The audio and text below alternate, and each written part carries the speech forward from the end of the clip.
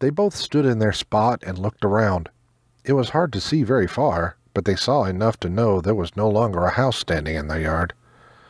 "Oh, man!" Joey was astounded, and let it be known by the look of his face and the tone of his voice.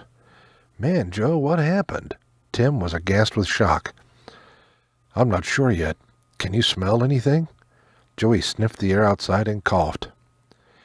Tim took a deep, cautious breath and let it out, coughing himself. "No, I sure can't," he giggled low, knowing he'd made a funny. "Maybe we should go back down and wait for it to get a little lighter out here before we go nosing around." Joey had already made up his mind that he was too leery about walking around in this dark fog. "Yeah, I guess you're right. We'd be better off waiting for more light." Tim was also leery. He didn't trust his instincts against something he didn't understand. They both turned to go back down to the cellar. Just as Tim turned, he caught something out of the corner of his eye, some sort of movement.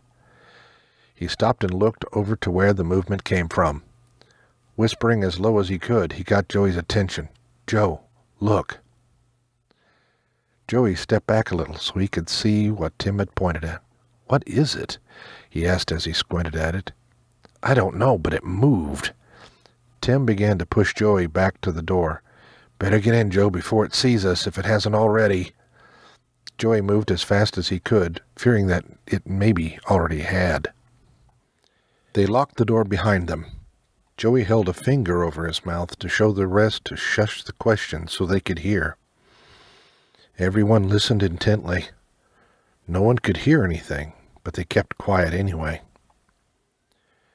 Just as they thought it had passed, there was a knocking on the door. Eyes wide, they could only stare at each other in what appeared to be sheer terror. No one spoke. They just glared at the door. The knob turned. It was locked. No one asked who it was, and no one opened the door.